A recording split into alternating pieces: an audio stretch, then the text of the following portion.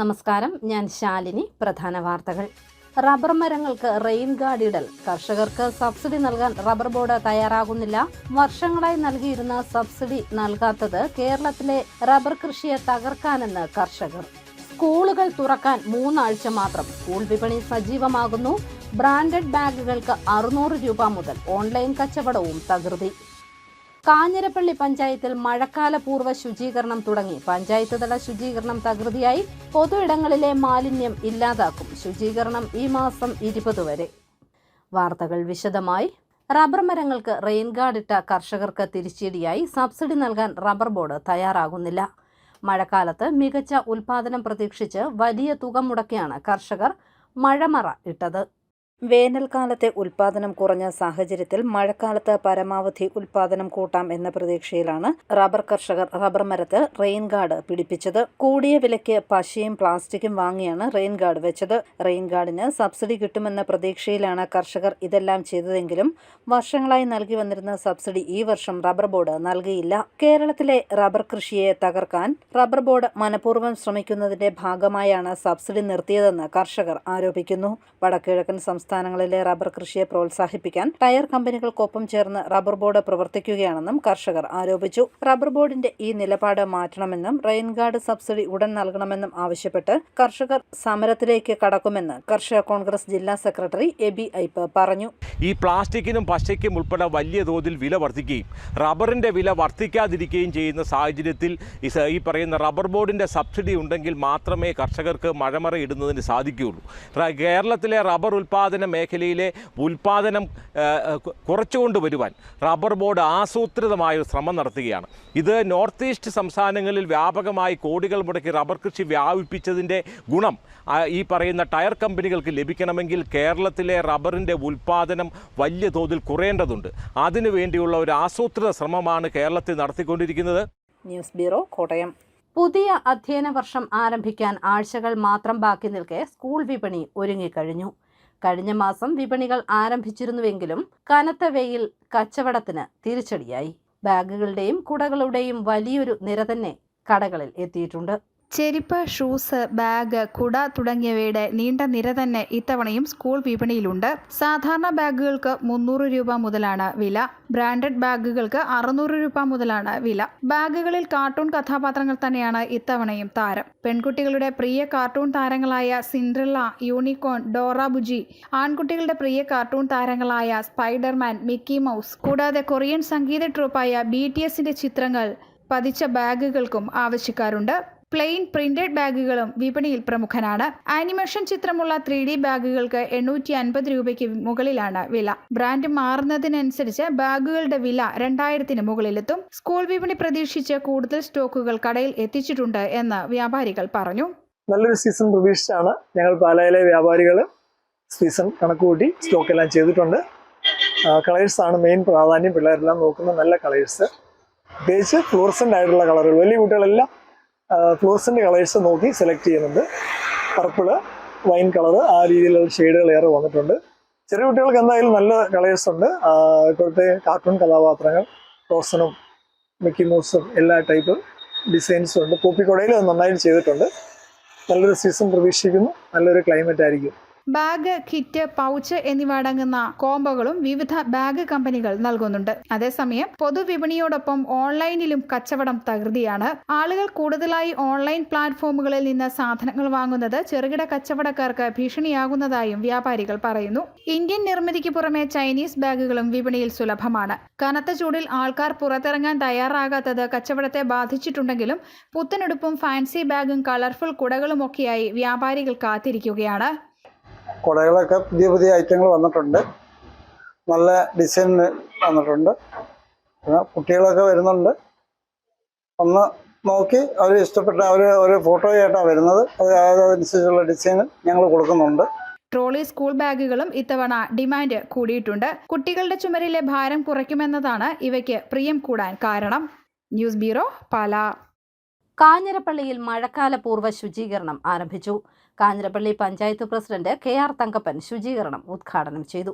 കാഞ്ഞിരപ്പള്ളി പഞ്ചായത്തിൽ മഴക്കാലപൂർവ്വ ശുചീകരണം തുടങ്ങി. വാർഡ് തല ശുചിത്വ സമിതി ശുചീകരണ പ്രവർത്തനങ്ങൾ ഞായറാഴ്ച തുടങ്ങിയിരുന്നു. കൊതുക് നശീകരണം, തോട് ശുചീകരണം, ഓടകൾ വൃത്തിയാക്കൽ, അങ്കണവാടി പരിസര ശുചീകരണം, സ്കൂൾ മാനേജ്മെന്റിന്റെയും PTA കമ്മിറ്റിയുടെയും നേതൃത്വത്തിൽ സ്കൂളും പരിസരവും വൃത്തിയാക്കൽ, സിവിൽ സ്റ്റേഷൻ പരിസരം വൃത്തിയാക്കൽ, വെള്ളക്കെട്ടുകൾ ഇല്ലാതാക്കൽ, പൊതു ഇടങ്ങളിലെ മാലിന്യ കൂമ്പാരങ്ങൾ നീക്കം ചെയ്യൽ എന്നീ പ്രവർത്തനങ്ങൾ 20-ന് മുമ്പ് പൂർത്തീകരിക്കാനുമാണ് പദ്ധതി.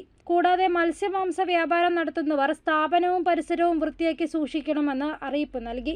NCC, NSS, scout and guides, യുവജന പ്രസ്ഥാനങ്ങൾ, ട്രേഡ് യൂണിയനുകൾ, വ്യാപാരികൾ എന്നിവരുടെ സഹകരണത്തോടെ 20-ാം തീയതി വരെ മഴക്കാല ശുചീകരണ പ്രവർത്തനങ്ങൾ കാഞ്ഞിരപ്പള്ളി പഞ്ചായത്തിലുടനീളം നടത്തും. News bureau, Kanjirappally. പുഞ്ചകൃഷിയുടെ നെല്ല് സംഭരിച്ച വകയിൽ സപ്ലൈകോ കോട്ടയം ജില്ലയിലെ കർഷകർക്ക് നൽകാനുള്ളത് 34 കോടി രൂപ. ജില്ലയിലെ 44 കൃഷിഭവനുകളുടെ കീഴിലുള്ള പാടശേഖരങ്ങളിൽ നിന്ന് സപ്ലൈകോ ഇതുവരെ 117 കോടി രൂപയുടെ നെല്ലാണ് സംഭരിച്ചത്. പുഞ്ചകൃഷിയുടെ നെല്ല് സംഭരിച്ച വകയിൽ സപ്ലൈകോ കോട്ടയം ജില്ലയിൽ കർഷകർക്ക് നൽകാനുള്ള കുടിശ്ശിക 34 കോടി രൂപ. 43,878 ടൺ നെല്ലാണ് ഇതുവരെ സംഭരിച്ചത്. ഏപ്രിൽ മാസം 20 വരെ കർഷകർക്ക് 82.63 കോടി രൂപ സപ്ലൈകോ നൽകിയിട്ടുണ്ട്. 117 കോടി രൂപയുടെ നെല്ല് ഇതുവരെ സപ്ലൈകോ സംഭരിച്ചിട്ടുണ്ട്. കോട്ടയം ജില്ലയിലെ 44 കൃഷിഭവനുകളുടെ കീഴിലുള്ള പാടശേഖരങ്ങളിൽ നിന്നാണ് സപ്ലൈകോ നെല്ല് സംഭരിച്ചിരിക്കുന്നത്. ഈ മാസം അവസാനം പുഞ്ചകൃഷിയുടെ നെല്ല് സംഭരിക്കുന്നത് അവസാനിക്കും. ഐമനം, പനച്ചിക്കാട്, പുതുപ്പള്ളി, കുമാരനെല്ലൂർ, വാകത്താനം തുടങ്ങിയ പഞ്ചായത്തുകളിലാണ് ഇനി നെല്ല് കൊയ്യാനുള്ളത്. ഐമനം പഞ്ചായത്തിലെ 4 തോട് പാട്ടക്കാരി പാടശേഖരത്തിലെ നെല്ല് കൊയ്തു കഴിഞ്ഞ് 1 മാസമായിട്ടും സംഭരിക്കാതെ പാടത്തു തന്നെ കിടക്കുകയാണ്. നെല്ല് സംഭരിച്ച മില്ലുകാർ നൽകിയ PRSുമായി കർഷകർ നെട്ടോട്ടത്തിലാണ്. സപ്ലൈകോയുമായി കരാർ വെച്ചിരിക്കുന്ന ബാങ്കിൽ PRS എടുക്കാതെ വന്നതോടെ കർഷകർക്ക് പണം കിട്ടുന്ന കാര്യം അവതാളത്തിലായി. PRS ബാങ്കുകൾ വാങ്ങുകയും സപ്ലൈകോയിൽ നിന്നും പണം നൽകേണ്ട കർഷകരുടെ ലിസ്റ്റ് ബാങ്കിൽ വരികയും ചെയ്താൽ മാത്രമേ കർഷകർക്ക് പണം ലഭിക്കുകയുള്ളൂ. News bureau, Kottayam. അവകാശങ്ങൾ പിടിച്ചു വാങ്ങണമെന്നും നമുക്ക് വേണ്ടി പറയാനുള്ള ആളുകളെ അധികാരത്തിലെത്തിക്കാൻ കഴിയണമെന്നും വെള്ളാപ്പള്ളി നടേശൻ. പൂഞ്ഞാർ മങ്കുഴി ആകൽപാന്ത പ്രശോഭിനി ശ്രീ സുബ്രഹ്മണ്യ സ്വാമി ക്ഷേത്രത്തിന്റെ സമർപ്പണം ഉദ്ഘാടനം ചെയ്യുകയായിരുന്നു അദ്ദേഹം. സാമുദായിക ശക്തിയിലൂടെ മാത്രമേ സാമുദായിക നീതി നടപ്പിലാക്കാൻ പറ്റുകയുള്ളൂ എന്ന് വെള്ളാപ്പള്ളി നടേശൻ. പൂഞ്ഞാർ മങ്കുഴി അകൽപാന്ത പ്രശോഭിനി ശ്രീ സുബ്രഹ്മണ്യ ക്ഷേത്ര സമർപ്പണ സമ്മേളനം ഉദ്ഘാടനം ചെയ്യുകയായിരുന്നു വെള്ളാപ്പള്ളി നടേശൻ. നമുക്ക് വേണ്ടി പറയാനുള്ള ആളുകളെ അധികാരത്തിലെത്തിക്കാൻ കഴിയണമെന്നും വെള്ളാപ്പള്ളി നടേശൻ പറഞ്ഞു. സാമുദായിക ശക്തി സമാഹരണത്തിലൂടെ മാത്രമേ സാമൂഹ്യ നീതി നേടാൻ സാധിക്കൂ. നമ്മുടെ വോട്ടിനും വിലയുള്ളവരായി മാറണം. ആ വോട്ടിന് എന്ന് വിലയുണ്ടാകാൻ സാധിക്കുന്നുവോ പറഞ്ഞുകൊണ്ട് സമുദായത്തിന് അർഹതപ്പെട്ട രാഷ്ട്രീയ നീതി, വിദ്യാഭ്യാസ നീതി, സാമ്പത്തിക നീതി ഇതെല്ലാം നമുക്ക് നേടാൻ സാധിക്കണം. ഇതുകൊണ്ട് തന്നെയാണ് ഗുരു പറഞ്ഞു, സംഘടിച്ച് ശക്തരാകാൻ പറഞ്ഞാൽ അടുത്തുള്ളതിൻ്റെ വേലി വിളിക്കാനല്ല, അവകാശങ്ങൾ നമുക്ക് നേടേണ്ട അവകാശങ്ങൾ കണക്ക് പറഞ്ഞു വാങ്ങണം. ശ്രീനാരായണ ഗുരുദേവൻ പേരിട്ട വ്യക്തികളായ സുശീലാമ്മയും സ്വാതന്ത്ര്യ സമര സേനാനി MK രവീന്ദ്രൻ വൈദ്യരും ചേർന്ന് ഭദ്രദീപ പ്രകാശനം നിർവഹിച്ചാണ് ക്ഷേത്ര സമർപ്പണം ആരംഭിച്ചത്. ക്ഷേത്ര പ്രതിഷ്ഠാ മഹോത്സവത്തിന്റെ സ്വാഗത സംഘം ചെയർമാൻ MR ഉല്ലാസ് അധ്യക്ഷത വഹിച്ചു. ക്ഷേത്ര തന്ത്രി രഞ്ജു ആനന്ദഭദ്രത്ത് അനുഗ്രഹ പ്രവേശനം നടത്തി. സുബ്രഹ്മണ്യനും മഹാദേവനും തുല്യ പ്രാധാന്യം നിശ്ചയിച്ച് 2 ശ്രീകോവിലോടുകൂടി നിർമ്മിച്ചിട്ടുള്ള ക്ഷേത്ര സങ്കേതത്തിന്റെ ഉപദേവതകളായി ഭദ്രാദേവിയുടെയും ഗണപതി ഭഗവാന്റെയും പ്രതിഷ്ഠകളുമുണ്ട്. News bureau, Pala. പാലാ നഗരത്തിൽ ഭീഷണിയായി ആൽമരം. മരത്തിന്റെ ഉണങ്ങിയ കൊമ്പുകൾ അപകടം ക്ഷണിക്കുകയാണ്. TB റോഡിൽ മിൽക്ക് ബാറിന് സമീപത്ത് നിൽക്കുന്ന ആലിന്റെ ശിഖരങ്ങളാണ് അപകട ഭീഷണി ഉയർത്തുന്നത്. കഴിഞ്ഞ ദിവസം പെയ്ത മഴയിൽ ആൽമരത്തിന്റെ ശിഖരം ഒടിഞ്ഞു വീണിരുന്നു. ശിഖരങ്ങൾ വൈദ്യുതി ലൈനിൽ തട്ടി നിൽക്കുകയാണ്. ആലിന്റെ മുകൾ ഭാഗത്തെ ശിഖരങ്ങളെല്ലാം തന്നെ ഉണങ്ങി നിൽക്കുന്നതും അപകട ഭീഷണി ഉയർത്തുന്നു. ഉണങ്ങിയ ശിഖരങ്ങൾ അടുത്തുള്ള കെട്ടിടങ്ങൾക്കും ഭീഷണിയാവുന്നുണ്ട്. ഈ ഭാഗത്തെ വ്യാപാര സ്ഥാപനങ്ങളിൽ എത്തുന്നവർ വാഹനങ്ങൾ ഈ ആലിന്റെ ചുവട്ടിലാണ് പാർക്ക് ചെയ്യുന്നത്. കാലവർഷത്തെ കനത്ത മഴയ്ക്ക് മുൻപ് ശിഖരങ്ങൾ വെട്ടിമാറ്റണമെന്ന ആവശ്യമാണ് ശക്തമാവുന്നത്. News bureau, Pala. അറിയിപ്പ്. കാഞ്ഞിരപ്പള്ളി അസർ ഫൗണ്ടേഷന്റെ നേതൃത്വത്തിൽ കരിയർ അക്കാദമിയുടെയും സിജിയുടെയും സഹകരണത്തോടെ എഡ്യൂപെയർ 2024 എന്ന പേരിൽ എഡ്യൂക്കേഷൻ എക്സ്പോ 18-ന് കാഞ്ഞിരപ്പള്ളി KMA ഹാളിൽ നടക്കും. പ്രവേശനം സൗജന്യമായിരിക്കും. Medical, paramedical, engineering, polytechnic, arts and science, B Pharm, nursing, study abroad, entrance coaching തുടങ്ങിയ വിവിധമാർന്ന നിരവധി കോഴ്സുകൾ പഠിപ്പിക്കുന്ന ദക്ഷിണേന്ത്യയിലെ 30-ലധികം പ്രമുഖ സ്ഥാപനങ്ങളുടെ സ്റ്റാളുകൾ മേളയുടെ മുഖ്യ ഭാഗമാകും. പാമ്പാടി അസാബ് കമ്മ്യൂണിറ്റി സ്കിൽ പാർക്കിൽ ജനറൽ ഡ്യൂട്ടി അസിസ്റ്റന്റ് അഡ്വാൻസ്ഡ് കോഴ്സിലേക്ക് പ്രവേശനം ആരംഭിച്ചു. 10ാം ക്ലാസ്സാണ് യോഗ്യത. വിവരങ്ങൾക്ക് ഫോൺ 8921636122. പ്രധാന വാർത്തകൾ ഒരിക്കൽ കൂടി. റബ്ബർ മരങ്ങൾക്ക് റെയിൻ ഗാർഡ് ഇടൽ. കർഷകർക്ക് സബ്സിഡി നൽകാൻ റബ്ബർ ബോർഡ് തയ്യാറാകുന്നില്ല. വർഷങ്ങളായി നൽകിയിരുന്ന സബ്സിഡി നൽകാത്തത് കേരളത്തിലെ റബ്ബർ കൃഷിയെ തകർക്കാനെന്ന് കർഷകർ. സ്കൂളുകൾ തുറക്കാൻ 3 ആഴ്ച മാത്രം. സ്കൂൾ വിപണി സജീവമാകുന്നു. ബ്രാൻഡഡ് ബാഗുകൾക്ക് 600 രൂപ മുതൽ. ഓൺലൈൻ കച്ചവടവും തകൃതി. കാഞ്ഞിരപ്പള്ളി പഞ്ചായത്തിൽ മഴക്കാല പൂർവ്വ ശുചീകരണം തുടങ്ങി. പഞ്ചായത്ത് തല ശുചീകരണം തകൃതിയായി. പൊതു ഇടങ്ങളിലെ മാലിന്യം ഇല്ലാതാക്കും. ശുചീകരണം ഈ മാസം 20 വരെ.